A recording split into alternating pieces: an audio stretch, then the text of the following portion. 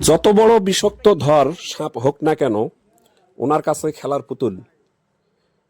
দেখছেন আপনারা, মাসালাত একটি বিষাক্ত সাপ ধরে উনি মুখের ভিতরে নিচ্ছেন, এবং বিষাক্ত ধর সাপ কাউকে যদি কামড় দেয়, উনি মুখ দিয়ে বিষ তুলতে পারেন। ওনার কাছে কি এমন প্রতিভা আছে আমার জানা নেই, তবে যত বড় বিষাক্ত ধর সাপ হোক না কেন, ওনাকে দেখলেই মাথা নত করেন। আমি ছোটবেলা থেকেই দেখছি, যত বড় বিষাক্ত ধর সাপ হোক না কেন, ওনার কাছে বশ মানেন।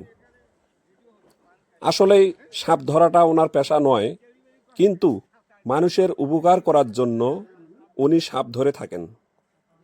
যেমন কারো বাসাবাড়িতে বিষাক্ত ধর সাপ ঢুকলে ভয়ে আতঙ্ক হয়ে ওনাকে ডেকে নিয়ে এসে, এলাকায় মানুষ ডেকে নিয়ে এসে ওনার কাছ থেকে সাপ ধরে নেন এবং বাসাবাড়ি থেকে সাপ ধরে বের করে দেন। ওনার বাড়ি দিনাজপুরের ফুলবাড়ি উপজেলা হাসিমপুর গ্রামের এলাকায়। ওনাকে এক নামে চেনেন, বাচ্চু কবিরাজ বলে। বিস্তারিত দেখুন ফুল ভিডিওতে। আপনি এই সবটা কি করবেন?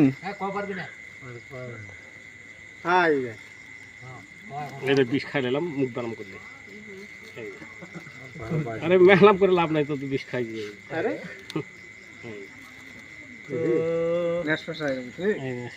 বিষটা খায় নিলেন ওর?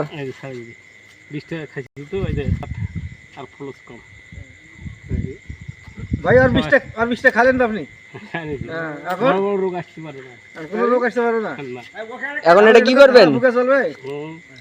মহিলাকে মারবো। কথা কই, আগে যে এখানে ভিডিও হবে, মানুষ আসি থাকতো, যে যদি টেলি বেলি করেন সাপ ছাড়ি দিব, কাম করবি না কাটা। সাপ মুখের মধ্যে দিলে এক কাপ করে এই লোক যদি কাম তাড়াতাড়ি করো না, সাপ তোমার হাতের বসে পাবি না। যাও যাও চা খাও, যা মন্দির মন করে সাপ ধরে আসো। চলেন।